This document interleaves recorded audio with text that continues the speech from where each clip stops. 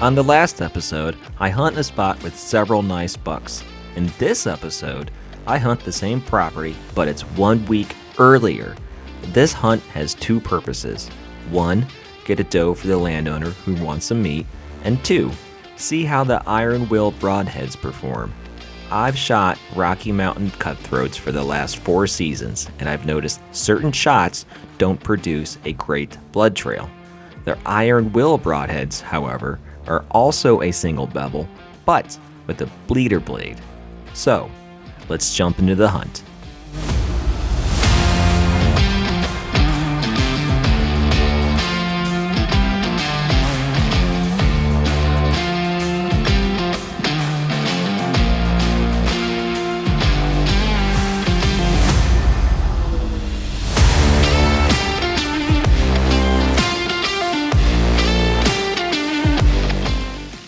If you've been following along for the past 4 seasons, you've probably heard me say that I will not hunt over bait, and I stand by that. However, this hunt, the landowner wants meat, and I want information. I do not care if other hunters use bait, it's just never been my style. I enjoy the chase of a natural pattern. Hell, I put corn out for my wife. But since it's on the table, I just want to see what these broadheads will do.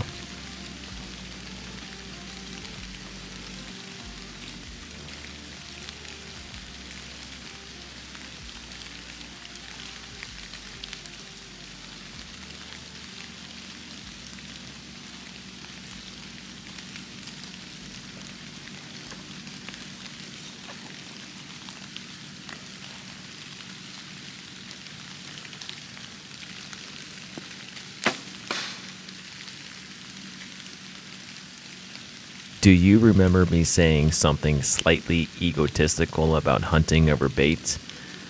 Well, if you're gonna have a heavy sword, you better have a sheath that can carry it.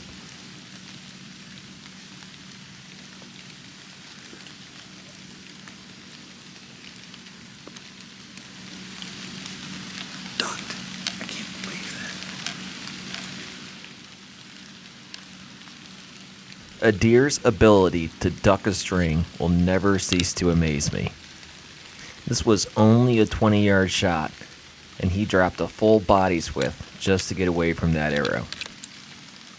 I guess you're welcome for the education there, little guy.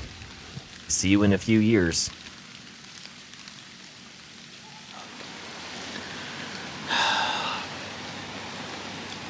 It's one of those frustrating things about bow hunting.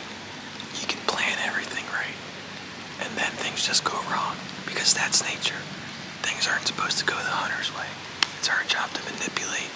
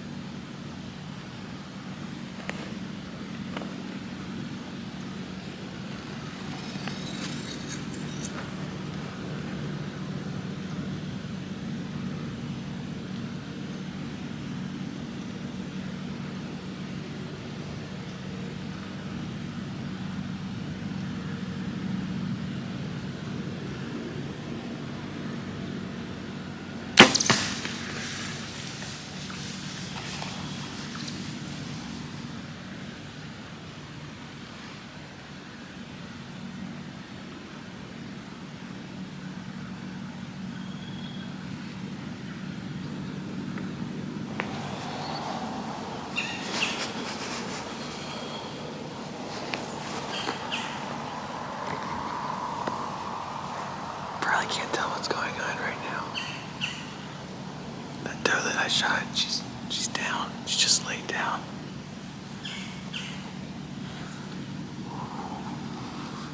Some of this is nerves, some of this is cold. Up here in this hillside, it's been beat by the wind for the last 3 hours.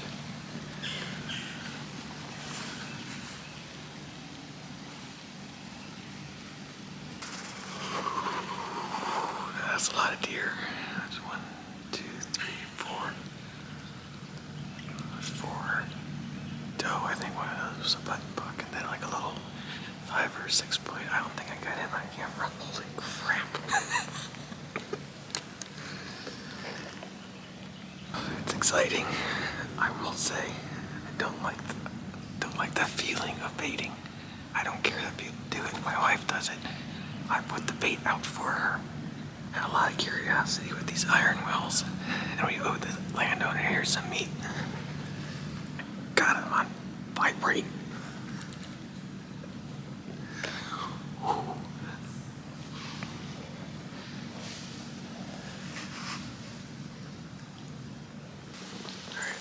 Before I get down, I wanted to share this with you. One of the great things about being in a saddle is that you can use the tree to really hide your silhouette. I know you can do that with tree stands, but it doesn't give you the same shootability. I mean, there's a tree stand 30 yards that way. This spot just works better with the saddle. It's one of the things I love about saddle hunting, is that you can make those adjustments that you need to. And it worked out. Alright, down. Just walking away from the tree now. Just thinking about it. As far as, not that this was an experiment, but learning experience with these new iron wills. A miss. A confirmed good hit. Kind of shows everything right there.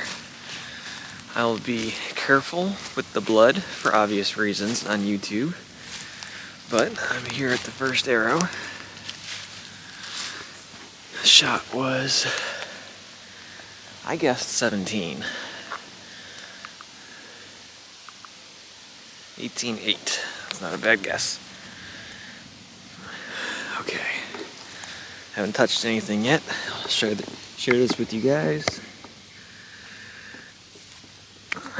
White hair, darker hair, darker arrow with some grit on it. She was quartering 2. Broadhead. Completely intact. Actually a little loose, surprisingly.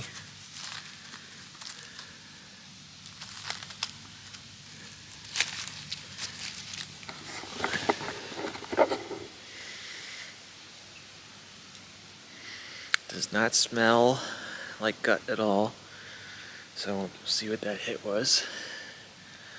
And I have one in a log. I forgot that one hit a log. Neat. Okay. Let's look at that one next. Keep doke log hit. Arrow is completely intact, minus the light and knock that popped off. Here is impact into the log.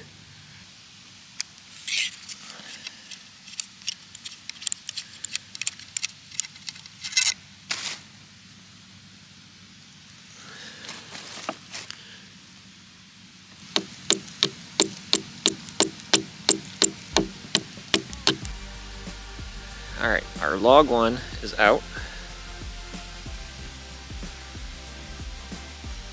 Looks fine. Even the edges look good still. Obviously it's going to need sharpened. Alright, so coincidentally enough, the shot in question with their cutthroats was that on a single lung and liver hit, there was not a great blood trail. And although I wasn't trying to do it, I swear I wasn't. As you can tell here, it's pretty much what I got. The shot was just a little high and just a little back while she was quartered to. That resulted in both the entrance and the exit being higher and further back than I wanted. However, this did give me the information that I was questioning. This deer ran 60 yards, stood for about 3 minutes, and fell. Exit. Last ribs right here.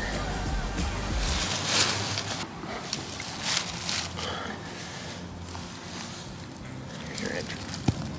Alright, get this girl down the hill.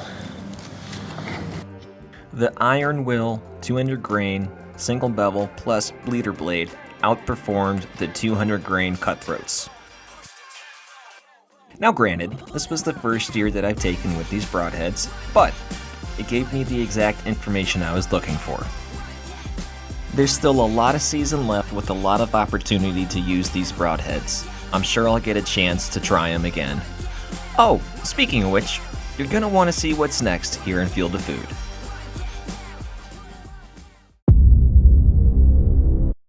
It's here. The rut. Decide.